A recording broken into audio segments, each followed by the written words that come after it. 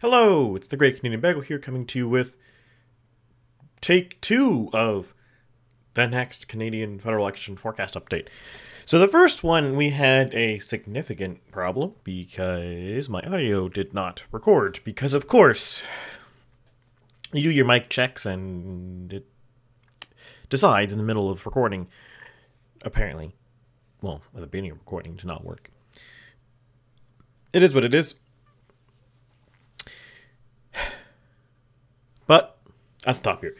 So there's 3 things that have happened in the past about month since the last update that are of note, I think, that are of relevance to understanding the state of federal Canadian politics and to understand the trajectories that really the 3 main parties are going. And yes, actually, the NDPs, I'm not really even considering them a main party anymore. Singh has been slowly losing seats basically every single update at this point because his vote is getting less efficient. He's not losing votes, per se, but he's gaining votes in, like, downtown Toronto, but he's losing votes in Northern Ontario, coastal BC. He's gaining votes in Atlantic Canada, but he's losing votes in Alberta, small town Ontario like London, Hamilton, Essex. I don't know what his plan is, but I don't want to go into it. It's going to take too long. I'm going to derail the video. But let's start with the first one. So the first one is possibly the biggest one, but also the least important one. So the biggest story in the last about month or so now has been the CSIS leaks about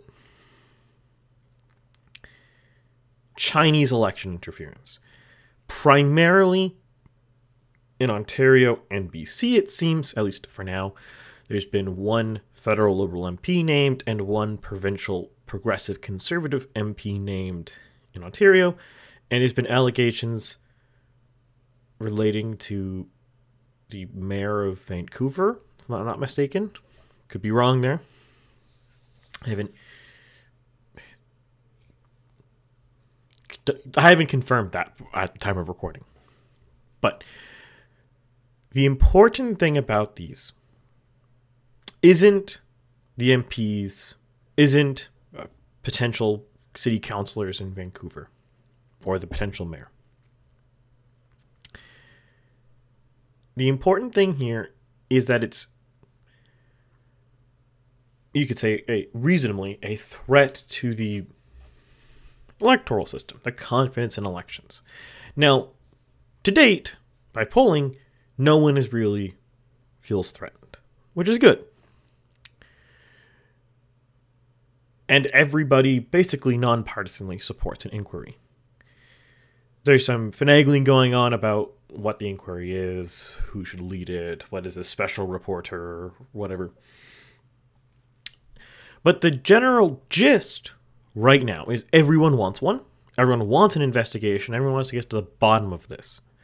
And no matter what your partisan tilt is, you should want to get to the bottom of this, because either there is a real serious threat to Canadian election integrity, in which case we need to act swiftly and decisively to stop that, or CSIS is actively trying to undermine trust in Canadian institutions, which is something we should also act quickly and decisively against. But the minutiae of whether this inquiry is good or not, or whether the conclusions being drawn are correct or not, that's not what this channel is about. That's not what I do. We are discussing and analyzing here what this means electorally. So some of the first things people have thought, the first version of this, is that this is going to be really bad for the Liberals. It's going to tank the Liberal vote share. It's going to hurt their vote. Like, they're going to lose votes everywhere. And it's the end. The end is nigh. There's going to be a non-confidence vote. Trudeau's toast. That is now giving away to, this is a nothing burger. Both of these takes are wrong. It's not a nothing burger, but it's also not the end of Trudeau. Because the thing that really needs to be stated right now,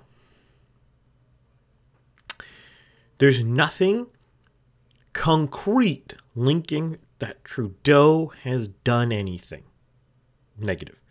There's no concrete evidence that he has colluded with China. At worst, you could say right now is he was willfully blind to it, but even that's a bit circumspect until an investigation occurs. And if you look by party, Liberal voters are as interested in looking into this as basically anyone else within margin of error. You can maybe say there's a slight difference, but it's still overwhelming majority of Liberal voters want to look into this. And yes, there's been some polls recently, Abacus, Main Street, Angus Reid, Ledger, that all have the Liberals down a little bit. Sorry, not Ledger. Ledger has them up a little bit. Ipsos has them up a little bit.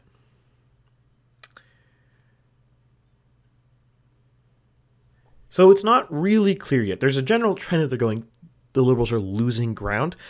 But the ground the Liberals are losing is not the volume you would expect if you think this was about election integrity.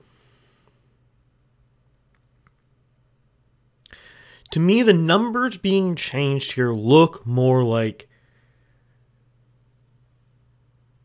other actions have changed them, and it wasn't this, because the underlying polling, the Liberals voters, the current Liberal voters support an inquiry. The current Liberal voters think this is an important issue. The current Liberal voters don't think, for now, that Trudeau has done anything wrong. And the further corollary to this is modern day politics is extremely partisan. So you would expect that unless there's concrete evidence that China colluded with Trudeau, you're not going to see anything change. Now, if concrete evidence does show up, expect something to be different. But for now, this doesn't seem like a political burger. This really just looks like a national security issue, not a domestic political issue. And even though Trudeau is deflecting and trying to defend Han Dong, one of the MPs who was named, and among other things, that doesn't mean he's going to be hurt by this. Because again, unless there's some concrete evidence, not circumstantial, not allegations, there's concrete evidence that Trudeau colluded, it's not going to go anywhere. And for the most part, you can argue about appointments to the special rapporteur and stuff like this. But we already had a blueprint of this, right? Trump in the US was alleged to have colluded with Russia to win 2016. They had a special investigation. They had a special consul. There was some quibbling about Trump's compliance and stuff like that. At the end of the day, the report found that Trump didn't collude with Russia, and it didn't hurt Trump at all. And it makes sense that it didn't hurt Trump at all, because if he didn't collude, Russian interference is not a Trump problem.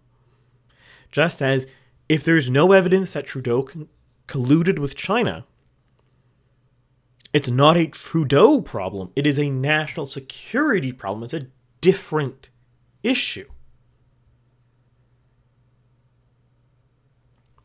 Last thing we need to remember about this. We are past the breaking news, oh my god, this is the end. Like that narrative was probably a bit extreme to begin with. A bit silly to begin with. But we're at the point now we should stop that. That's not what's happening. That's not what ever was going to happen.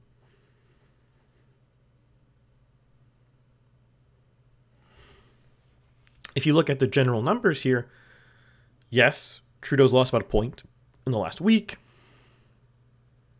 Sorry, it's in the last month since my last number crunch. And if you look at my last update here, I think it was 26th, he's lost still about a point. But if you look this update to this update, Poilievre is flat nationally. We'll get more into that in a moment. The NDP are flat. The Greens are up a little bit. PPC's flat. So it's really just the Bloc, Greens, and other who've gained. Other gaining's probably just a red flag or a red herring. It's not likely a real thing. What has likely happened, though, is the other of the big three things. And this one is a concrete one. And this one is one that could very much change the map. It's Roxham Road. Roxham Road is a port of entry-ish on the Quebec-US border. There is no official crossing point. There's no CBSA. There's no controls. And illegal immigrants cross that point frequently. It is a very preferred point of crossing because they can get into Canada and then claim refugee status in Canada. And because we basically don't believe in deportation, we process the refugee claim while they're in Canada and then effectively just stay in Canada forever. It's a common trope used basically everywhere. Exploit refugee status to immigrate to a country. Okay. So what does this really matter? Why is this affecting things? Well, it's affecting things very clearly and very poignantly because it's Quebec. If this was any other area, it might be inflaming sentiment, but it likely wouldn't be changing numbers materially. It's changing numbers materially because in Quebec, the Conservatives don't do amazingly. If I need to really show this, like, see here, 19.6% right now. People's Party 1.1. They don't do amazingly. Okay. So, why? Why is it Quebec? The short answer is the Bloc. The Bloc, because of its associations with provincial parties, the CAQ, the Parti Québécois, which are generally speaking, at least immigration skeptic, if not outright anti-immigration, depending on how you want to phrase it, they are also anti-immigration. If we see here, let me just zoom in a bit for it to be easier for everyone to see. This is the most recent Main Street poll, and this is the question about, is our immigration levels, not just illegal immigration, but immigration levels, are they fine? Should we increase them, decrease them, or keep them the same? The thing we really need to see here, really need to note here, is we have Alberta, BC, Prairies, and Quebec. They're all, because of sample size, approximately the same intensity of increase, decrease, and keep it at the same level. But unlike Western Canada, Quebec doesn't have a People's Party, a Conservative Party, and a lot of the seventh parties, you could call them, the other umbrella, that might satisfy the people who are immigration skeptic. People whose immigration skepticity is their driving decision in voting have parties to go to. Yes, the Conservative Party is not particularly anti-immigration, but it's not pro-immigration. There's a very big difference between those two things. The NDP and the Liberals want to increase quotas. The Conservatives have never said we should increase quotas. People's Party says we should decrease quotas. Now, I think it is a mistake for Poilievre to not talk about decreasing quotas, though I think he's afraid of alienating migrant voters, which is a bad look, to be honest. But c'est la vie. Maybe he'll pleasantly surprise us and oppose it later. But in Quebec, the Conservatives, for very complicated ethnic reasons, don't do very well in Quebec. Actually, to put it a better way to explain this, if we go back to my Understanding Politics series, Quebec is in, I would argue, the end stage of their last democratic revolution, which started in the 1960s with the Quiet Revolution, and that has petered through the course, and now Quebec is starting to go the opposite direction. And in the next 10, 20 years, they're going to shift dramatically to the right, assuming my theories are correct. And if in the next 10, 20 years they don't, you can just write me off as a quack. Though by then I'll probably be, I'll only be 45, so I don't know. You can disregard middle-aged bagel. But in Quebec, because of this, the Conservatives aren't very strong. The People's Party isn't very strong, and the other parties are more centrist. Less likely to be anti-immigration. And if we look here by vote intentions, we can see Conservatives against, Green, kind of mediocre. People's Party, other, are strongly against immigration. They want to decrease it. And then the Liberals, NDP here, they want to generally increase, and the Bloc is against. They want to go down. In fact, you could argue, I think pretty fairly, that the Bloc is actually more anti-immigration than the Conservative Party is. So what's happening here is, since places like Roxham Road and places like and the total number of immigrants coming in, the increasing immigration targets from Trudeau, they've been brought on the news quite strongly right now, quite stringently. And this is scaring Quebecers, specifically the Quebecois. Why is it scaring them? Well, they're not scared because immigrants themselves are scary, per se. They're not scared because they are afraid of crime going up. The Quebecois are scared because the Quebecois, as a perpetual minority nation in Canada, is terrified about the preservation of their nation. Keep in mind, nation just means an identifiable group of people. It is not a country. It is not a state. It is a group of people with a common ethnic, historical, and lingual tradition and cultural. And by all accounts, the Quebecois meet all of those things. And I specifically use Quebecois for the Francophone Quebecers. Quebecer is just anyone from Quebec. Quebecois is someone from the nation of the Quebecois. The Quebecois are terrified about the extinction of their nation. You can argue prescriptively whether they should be, whether there is actually a material threat, but that's silly. The thing you need to understand when you're discussing and describing politics is this is descriptive.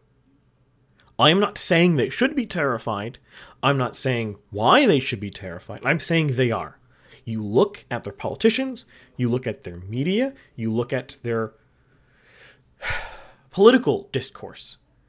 Most of their parties want to reduce immigration quotas. Legault literally did that. There's very little opposition to Legault's nationalistic agenda. His two main opposition parties, by vote share, the Parti Québécois and Québec Solidaire, are sovereigntist parties. They are also separatists. Separatist parties get about 80% of the vote share in Quebec right now.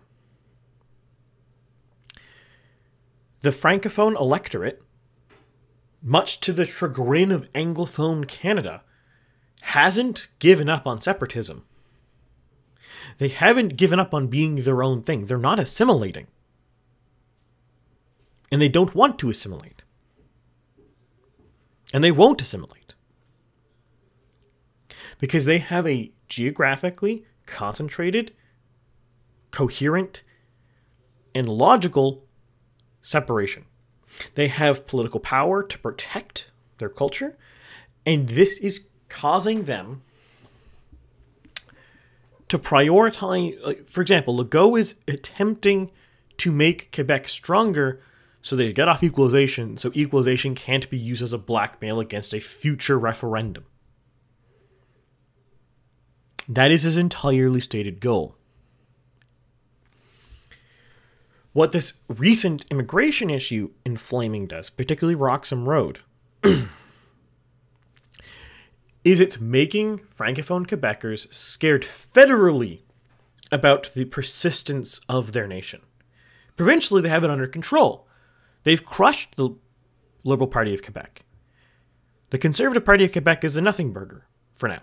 Maybe it'll grow somewhere, but for now it's nothing. The three main parties, again, are all separatist, or at least sovereigntist.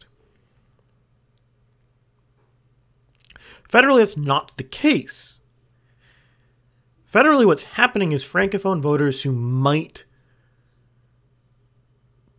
be willing to vote Liberal are seeing the Liberals turn a blind eye to immigration, to illegal immigration, are scared about the persistence of the Quebecois nation, and are voting Bloc now. Their natural home federally is the Bloc. And I think we really need to understand, barring Quebec having the next 10, 20 years being very different than what we think, the Bloc, barring, again, a bad leader, should likely persist. The Bloc is the natural federal home to the Quebecois concern that their nation is being destroyed. It's where they go to every time they perceive something attacking them. That's why in 2021, in the debates, when Sachi Curry suggested that Quebec was systemically racist, that helped the Bloc Québécois in the polls. It made Francophone Quebecers concerned that their nation was being attacked. Now, it was a linguistic attack and not a physical attack, but an attack is an attack. And we're seeing the same thing here. And this is a dire threat to the Liberals. Already, they've lost 4 seats to the Bloc. The Conservatives have lost nothing. They've just basically had 4 seats that were in play go to not in play. But they haven't lost any seats. The Liberals have lost 4. And there's already, arguably, 3 more in play. 4 more. Compton-Stamstead, this Quebec, near this guy I can think of the name of, and Lake Maurice Champlain. Those 4 are already in play for the Bloc. Some of the polls from Ledger, just to go give a very clear example of this. Because right now, just to be clear, I'm only forecasting the Bloc at 33.2. They've only gained 2.8 since my last update. The Liberals have lost 1.9. There's already substantial changes there. But there's inkling that this could be a bigger deal than my model currently suggests. If we look at February 11th Ledger poll to March 11th Ledger poll. Ledger, for all of its faults in places like Alberta, is one of the best pollsters if not the best pollster nationally in Quebec.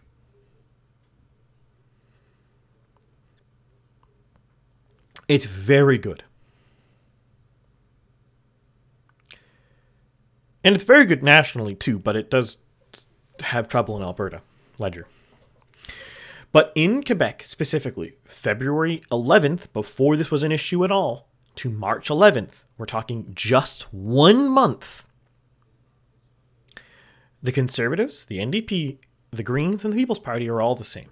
There's really no change. It's all within margin of error. The Liberals lost 7 points, and the Bloc has gained 8. That is a 15-point swing towards the Bloc in 1 month. Now, I currently have the Bloc at 33.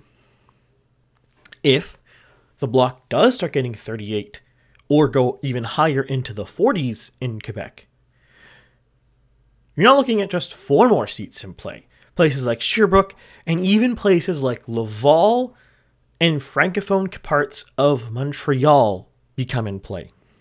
And Chicoutimi-Lafort, so the Conservatives could stand to lose a seat too. But you could very well see, within easy reason, the Bloc, if this stays an issue into, say, 2025, you could see this morph into catastrophe for the Liberals. And to be clear, this isn't just Ledger's noticing this. Every other pollster is very similar. Just to give you one other cherry-picked example here. Abacus, January 29th, to Abacus, March 9th. Now here there's a bit more movement. The Conservatives down a little bit. But, and the Greens are apparently gone. But the big thing is the Liberals lost 2 points, and the Bloc gained 5 for a net change of 7. It's not as big as Ledger, but it's showing that this trend still exists, that this trend between pollsters is the same.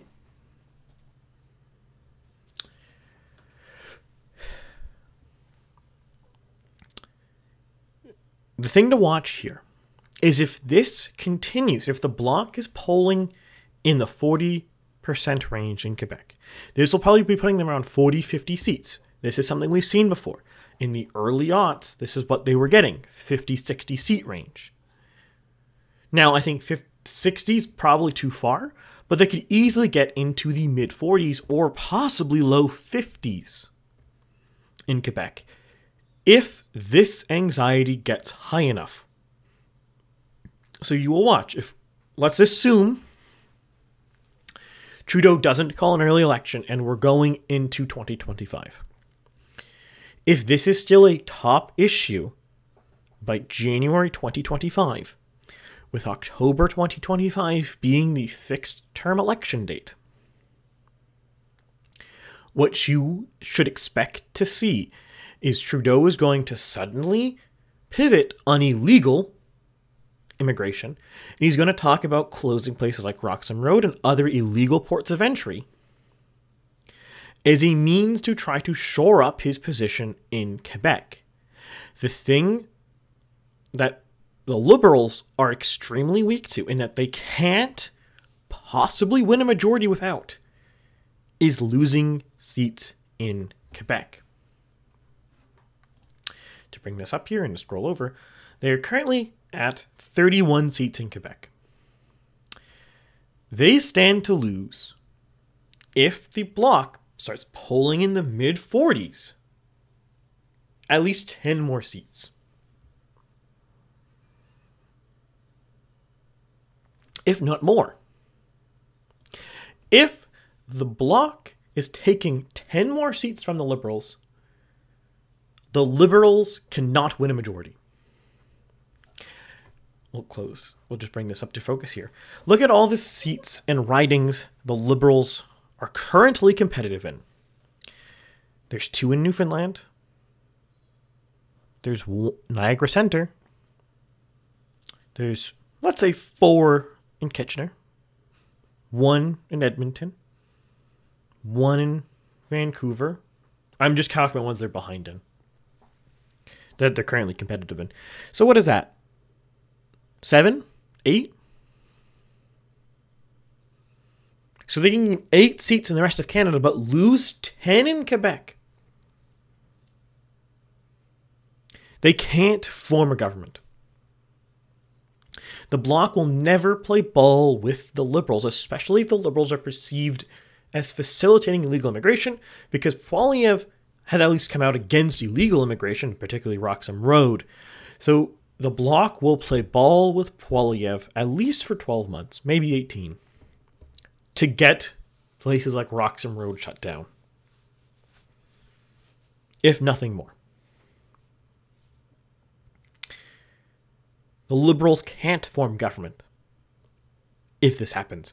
So if January 2025, the Bloc are still soaring high in the polls, watch, this pivot's going to come. But now, let's get on the last one here. This one hits close to home. So, Atlantic Canada. This is a region Canada at large, possibly the world at large, doesn't understand. They have no on-the-ground experience here. And a lot of that is because the region is basically ignored, which is surprising because it's actually disproportionately high in seats. For example, PEI has 30-ish thousand people per seat. It wouldn't take very much campaigning in PEI to convince people to vote differently, but no one tries. And that's quite a few seats that you could flip with. We're talking only a few thousand voters. To give you an understanding here, I'm from Nova Scotia. Lived my entire life in Nova Scotia, save for 4 months where I did a co-op term for the feds in Ottawa. My family's from Nova Scotia. Most of my friends are from Nova Scotia. I've traveled across most of the province of Nova Scotia. I have friends who've lived in very rural parts, friends who live in Halifax. I'm not going to say I'm the most versed person of the Nova Scotia, but I have a very good understanding. Politically, the normal style election, 2019, or 2021, or 2015, you might see 1 Liberal campaign stop in Halifax, 2 if you're very lucky, and you'll probably not see a single Conservative campaign stop. The rest of Atlantic Canada is a similar story. You might see something like 2021. Fredericton, I believe, had a Liberal campaign stop because it's a very marginal riding, and Trudeau is usually more popular than his party is. So him showing up can kind of bolster it, bolster the riding. But the Conservatives usually don't. Now, the Conservatives usually don't campaign here under the false belief that because in 2015, the region decisively and totally voted against Harper, that the region is a lost cause, and that they should focus on the GTA instead.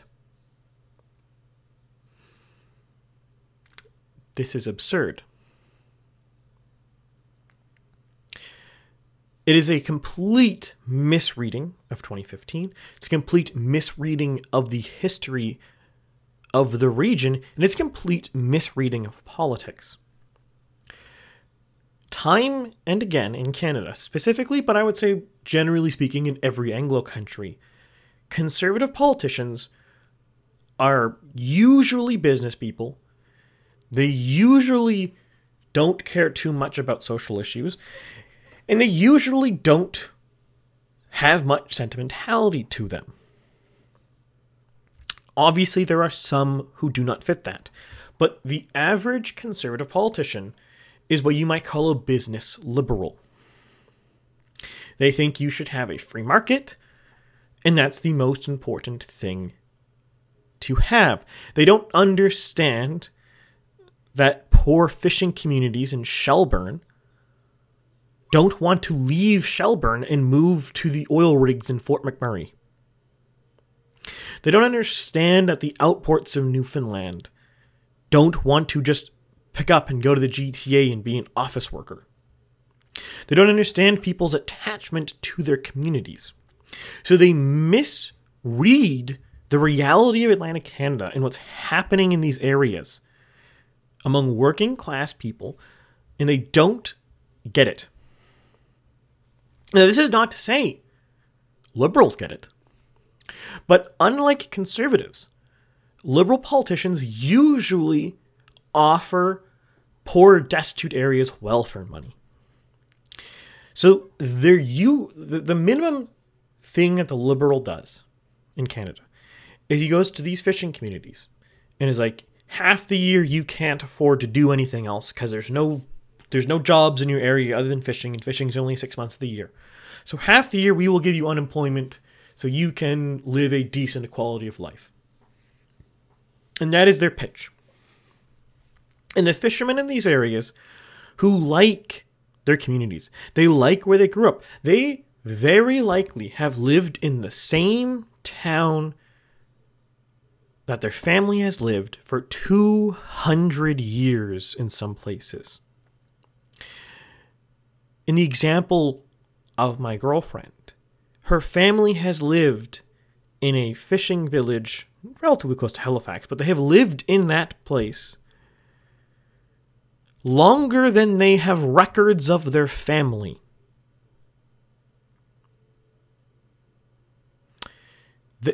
She legitimately does not know where her family came from. They're presumably English origin of some flavor, or Scottish or Irish or whatever, but they have no knowledge. They've been here for so long nowadays it's not too bad, but it used to be very, very poor, very, very destitute fishing village.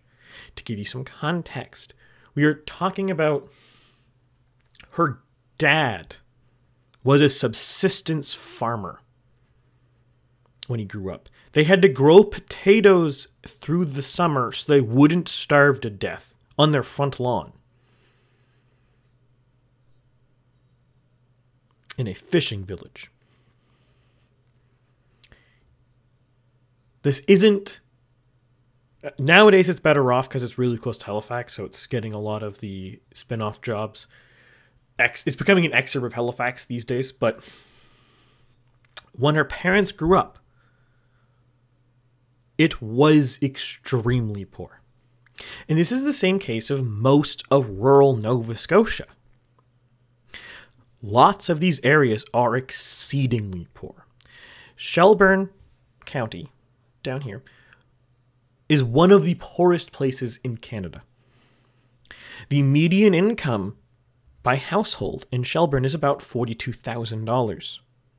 The median income by household in Nova Scotia at large is about $57,000, which is the third lowest in Canada, and Shelburne is several standard deviations below that.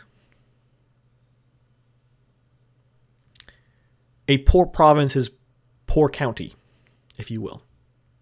Now, places like Halifax are decent. Halifax is above average in Canada. Though a lot of that is to do with things like the naval construction contract, where a lot of, like, for example, most of the software industry in Halifax is related to the naval industry. It's very hard to be separated from that. Not impossible. And Halifax is becoming a tech hub, but for the longest time, that was where most of the software was.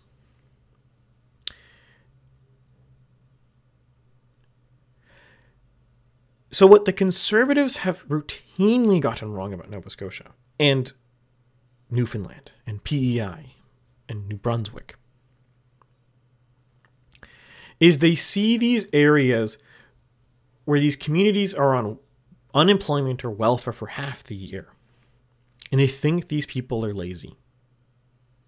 They think the fishermen in Shelburne or an outport of Newfoundland or the coast of Cape Breton is lazy. You know what I mean? Work ethic. They're just fine being destitute.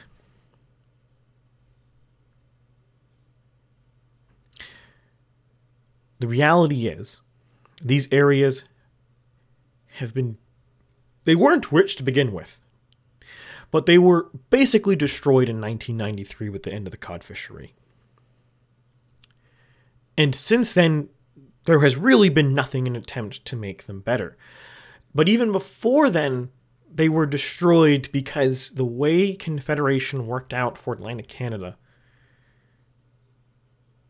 is we couldn't, up until the free trade agreement in the 80s, we really couldn't trade properly with the US or Europe. We had to trade with Quebec and Ontario, which really didn't buy our products. Most of the domestic industry in the region died, which started off the region to be poor to begin with. It wasn't poor in the 1870s. Relative to Canada as a whole, at least. But what we see now in a lot of these communities, I'll just run through some as an example, right? Over here, west part of the province, West Nova, we have a small community called Annapolis Royal. One of the first settlements in Canada, actually. It's a small town now, about 500 people. I was last there about a decade ago, so it's probably changed a little bit, but statistically, it's still about 500 people. When you go there, when you go to a community like this, you don't see like kids. You might have a few children, but most people are in their 40s, 50s, 60s. A lot of these towns are living on borrowed time. The 20-year-olds, the 30-year-olds have all left, going to Halifax maybe if you're lucky, but a lot of them out west to the oil fields in Alberta, to the GTA, to Vancouver. These places like this are completely gutted. The youth have left. They've largely left because there is no prospects here. If you live in rural Nova Scotia, there is nothing for you. If you are lucky, this is a very loose use of the word lucky, you might have a parent or an uncle or a grandparent who has a fishing license and a commercial fishing boat,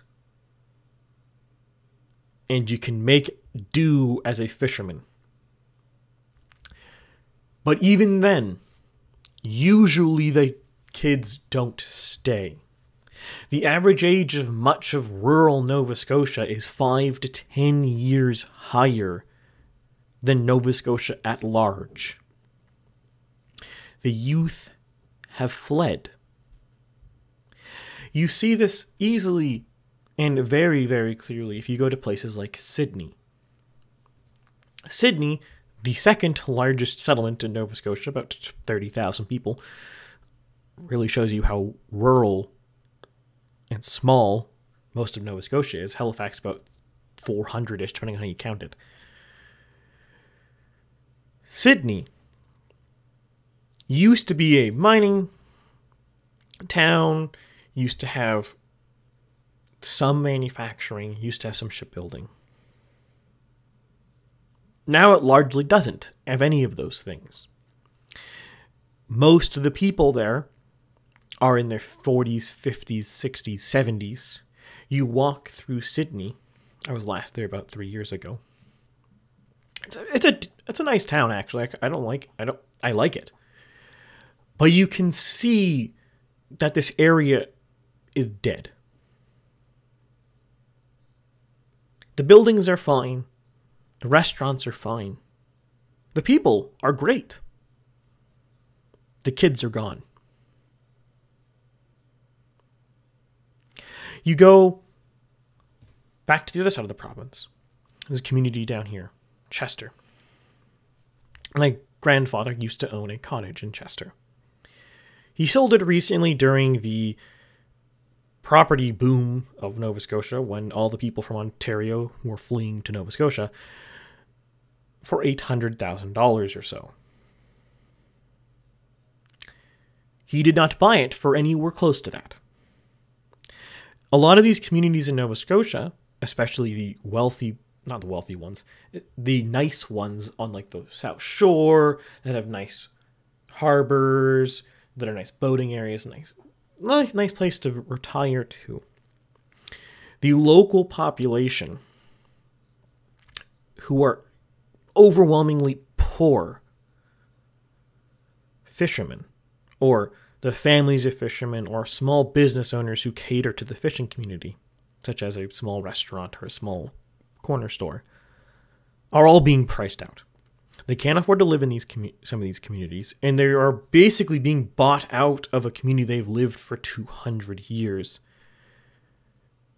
by retirees, because there's been nothing done in the province, federally or provincially, to make it better.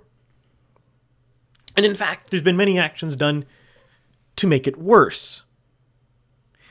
You have, obviously, the mismanagement of the cod. That was more for Newfoundland more, sure, but it also definitely affected northern Nova Scotia because the cod fishery is roughly this area.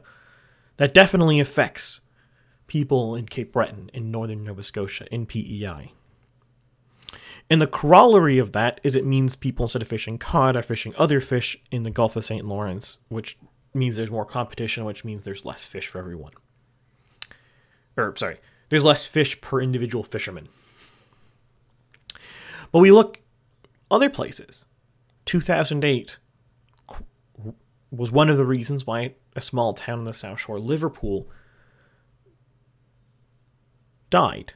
It still exists. Don't get me wrong. It's a nice town. Actually, I wouldn't... If I didn't have to commute to Halifax, I wouldn't actually mind living there.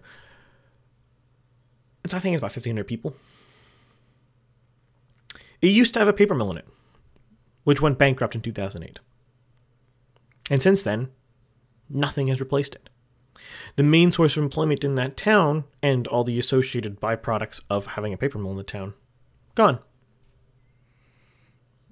Nothing was done to look into it. Nothing was done to help the area.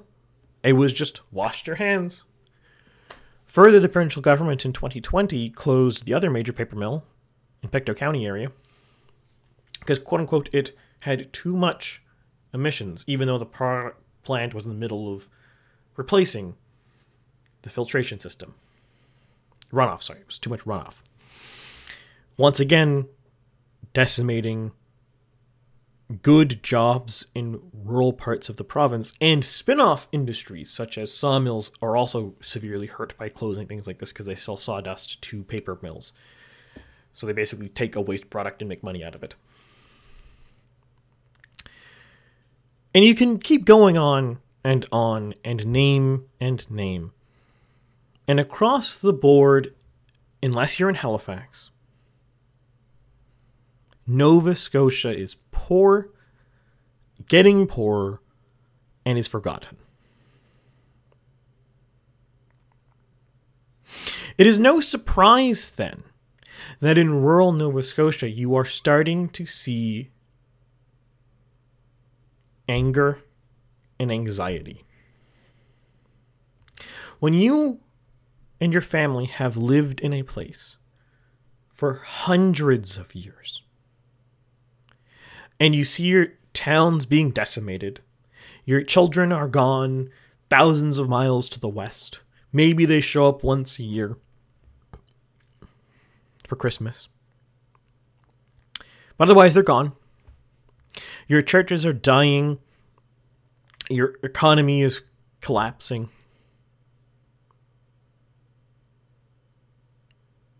These people don't have it. They're frustrated. To give you an example, 2020. In the year 2020, there was a lobster fishery dispute in the South Shore, roughly this area.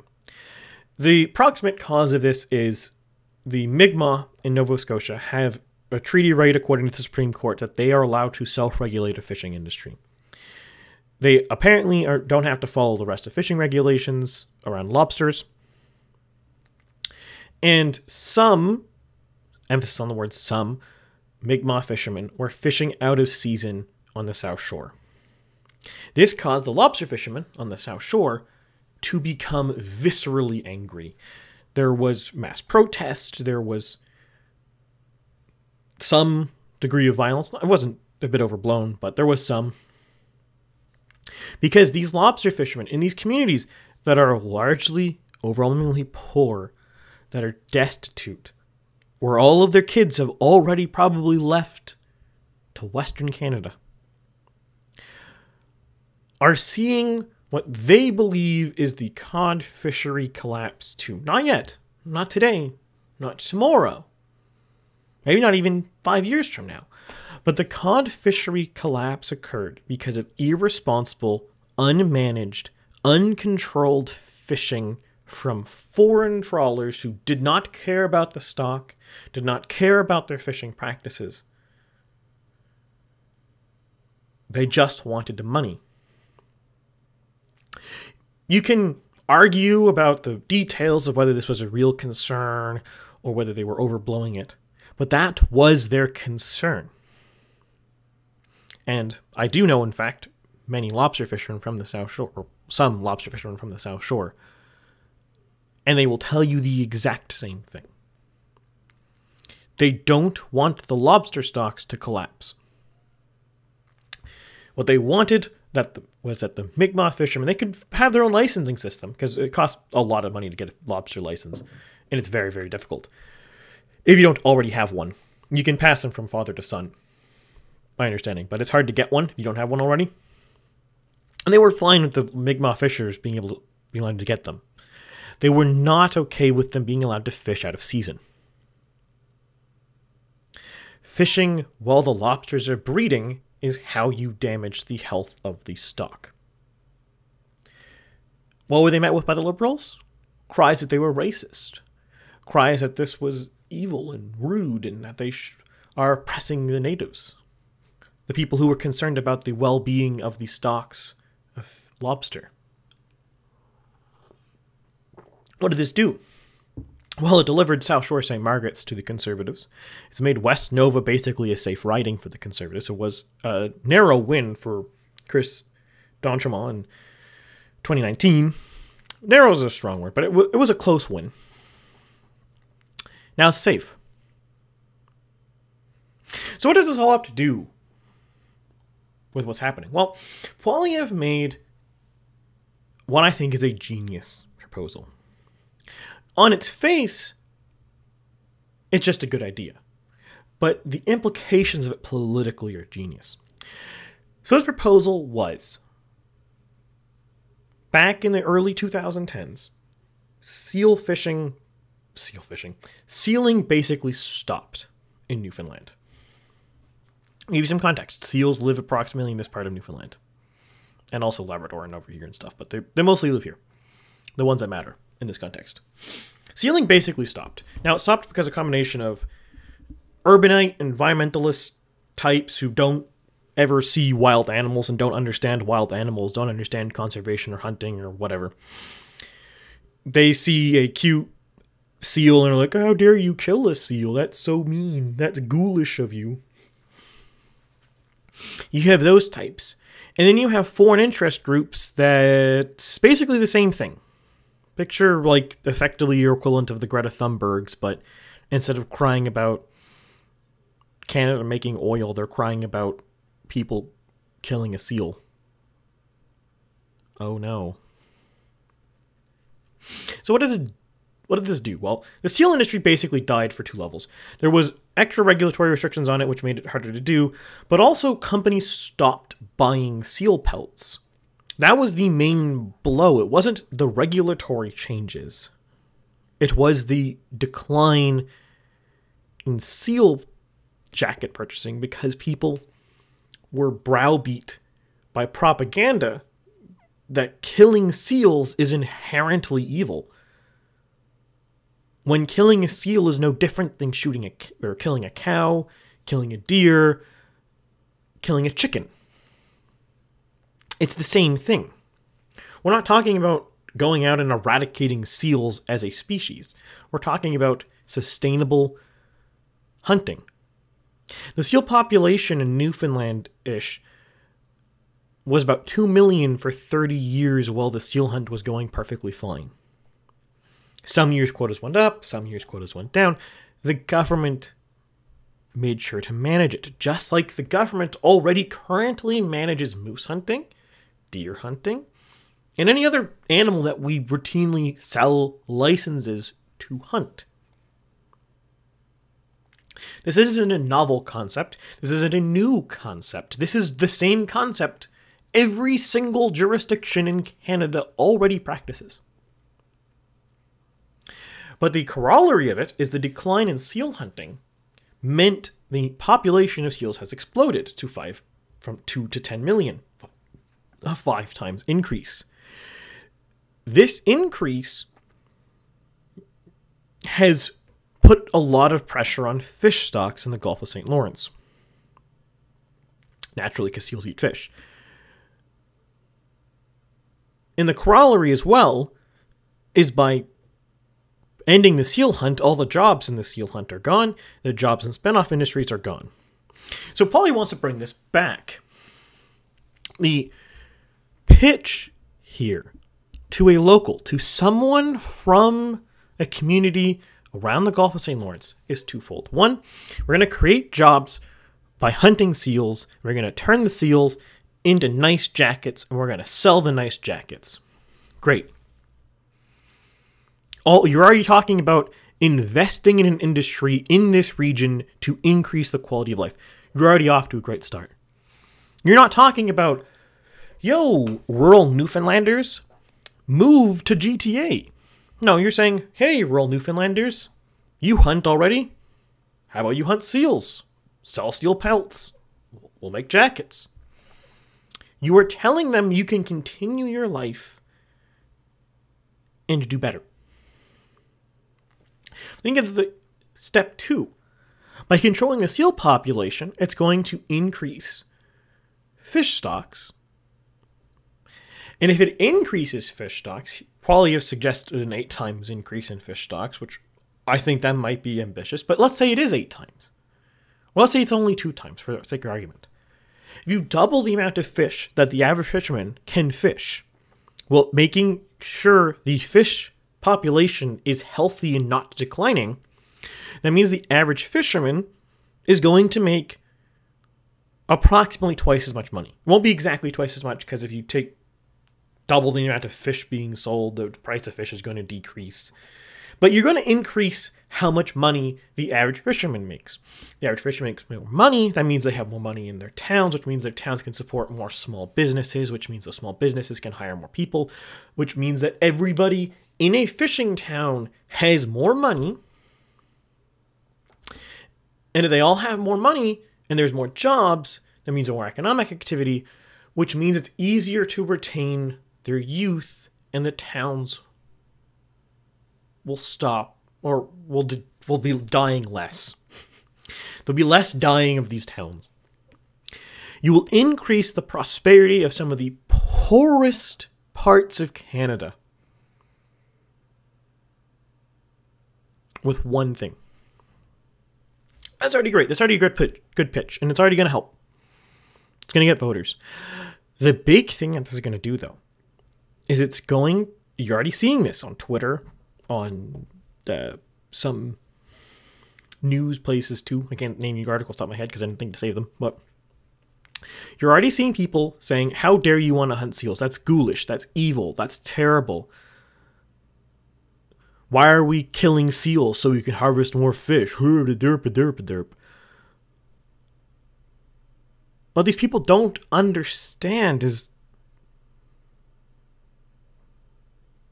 that's the nature of conservation. You can't let a species like a seal grow unchecked, because humans have already killed most of predatory species. I'll give you a really easy example with deer. Humans cannot stop hunting deer.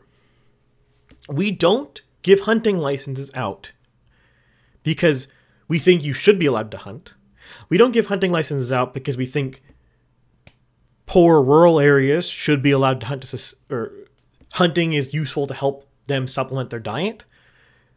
No. We hunt the deer because if we don't hunt the deer, their population will explode, it'll destroy the environment, and then all the deer will die.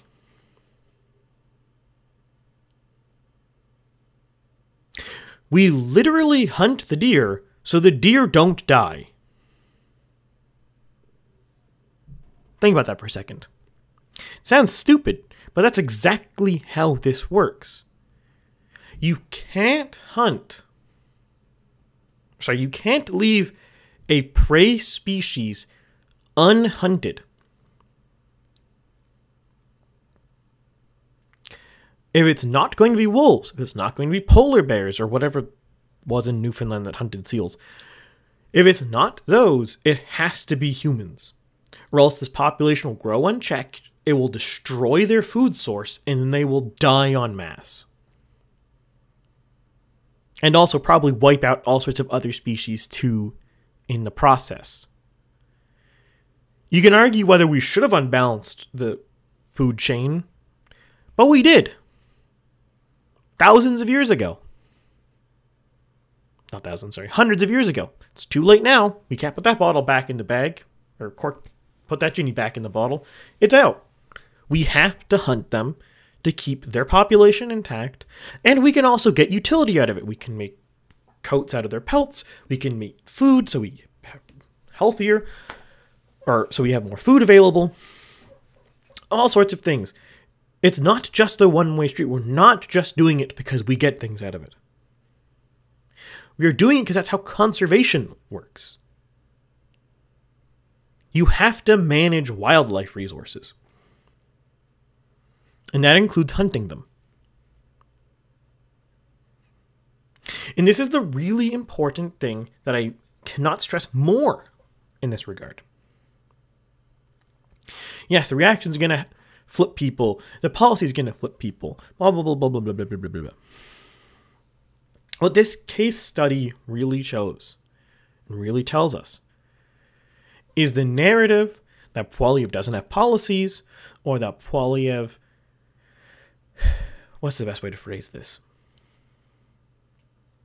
That he's feeding off anger and resentment is absurd. His campaign pitch to many areas, the downtown east side drug addicts, the people in northern Ontario, people in manufacturing towns or former manufacturing towns such as Windsor or London, rural fishing communities in Atlantic Canada. His pitch isn't, you should be angry because life sucks. No, that's not his pitch at all. In reading it that way, either shows you have the reading comprehension of a child or you are a malicious actor. His pitch to these communities is, we can fix this. There are things we can do to make your life better without requiring you to pick up and change everything about your life and your family's lives and your ancestral communities that have been there for hundreds of years. You don't have to change these things. We can make your life better without you having to give up everything you've ever known. It is fundamentally a message of hope to these communities. If and when this materializes as flipping much of places like rural Newfoundland, Cape Breton, maybe PEI, though PEI is a different story in a lot of regards. If this manifests in these areas flipping, what this is going to tell us isn't that these areas are resentful and angry. It's not that they're seething in rage. It's that Poilievre, as a leader, goes to these places.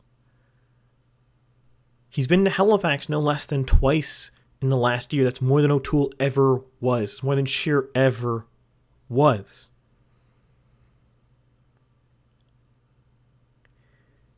He goes to these areas. He listens to these communities' concerns. He comes up with a policy that, at least on paper, should help them. And he proposes it and says, we're going to do this because this should help you. Maybe it won't. You don't know until you try it. But he's giving them things that we can do that will help your community. You don't have to change everything about your life. We can just change some laws and some policies and some regulations, and they'll make your life better.